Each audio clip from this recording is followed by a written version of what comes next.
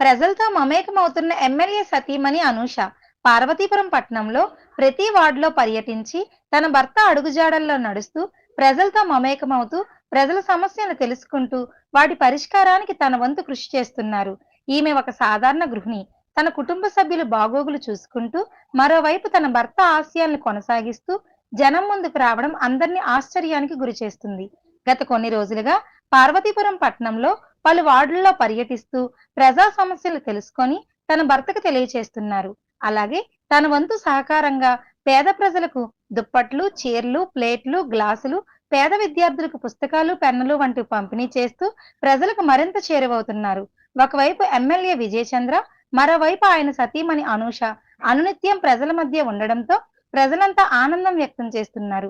వీరి పర్యటన ఆదర్శంగా నిలవడం విశేషం.